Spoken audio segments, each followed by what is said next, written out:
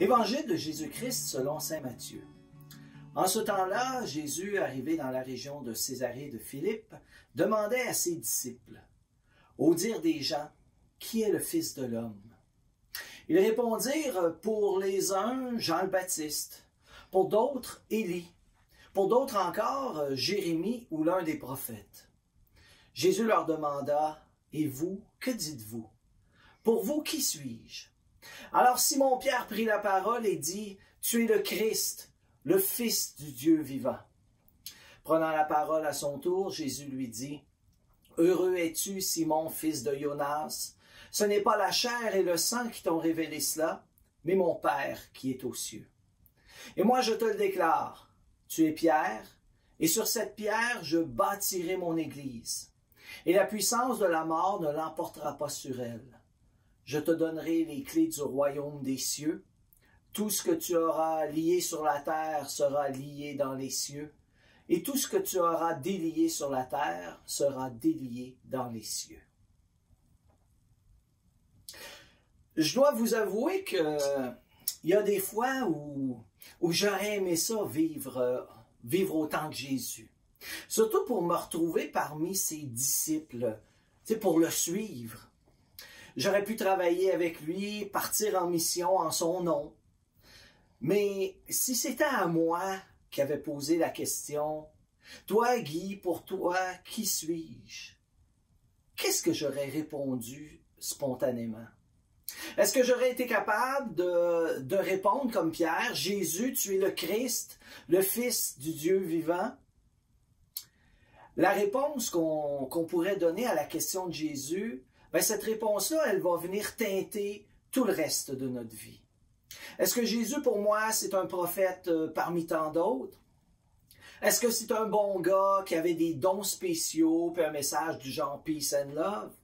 Ou bien est-ce qu'il est pour moi Dieu en personne, ce Dieu qui nous aime tellement, qu'il a voulu s'incarner, qu'il a voulu vivre parmi nous? Partager nos misères même et nos bonheurs, nos joies, nos peines, nos peurs, même nos espérances, puis aussi nous présenter son vrai visage. Puis si on répond à Jésus comme Pierre l'a fait, si on lui dit qu'il est pour nous le Christ, le Fils du Dieu vivant, Jésus ne s'arrête pas là en nous donnant une tape sur l'épaule, puis en nous disant « Bravo, tu as trouvé la bonne réponse ». Non, parce que Pierre, après la réponse qu'il a donnée à Jésus, il a reçu une mission spéciale, une grande responsabilité à la hauteur de son appel. Jésus agit de la même manière envers chacun de nous. Tu considères Dieu comme le centre de ta vie, comme celui qui donne un sens à ta vie, comme ton sauveur? Tant mieux. Mais maintenant, Dieu te fait confiance et il t'appelle à travailler avec lui. Ta responsabilité, ta mission, c'est de ne pas garder ça pour toi. Hein? Ta mission, c'est de l'annoncer, c'est de témoigner de la place que Dieu a dans ta vie. Le monde en a tellement besoin. Pierre a reçu une énorme responsabilité. On n'est pas tous appelés à se voir confier la même responsabilité ou la même mission. Hein, si dans une armée, il y avait que des généraux ou des commandants, puis il n'y avait pas de simples soldats, cette armée-là ne vaudrait pas grand-chose. Mais si chacun est à sa place, chacun remplit sa mission au mieux de ses capacités, là, les choses vont aller tellement mieux.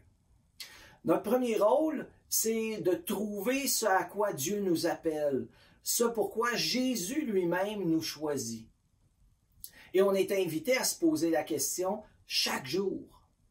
Jésus me choisit, mais pour quelle responsabilité, pour quelle mission? En tant que disciple de Jésus, quel est mon rôle dans ma famille, à mon travail, au sein de l'Église, dans le monde d'aujourd'hui? Se retrouver à la bonne place, à la place que Dieu veut pour nous, remplir notre mission de disciples baptisés, c'est un gage de bonheur, de paix du cœur, de grande joie, même si on sait aussi que rien ne sera facile.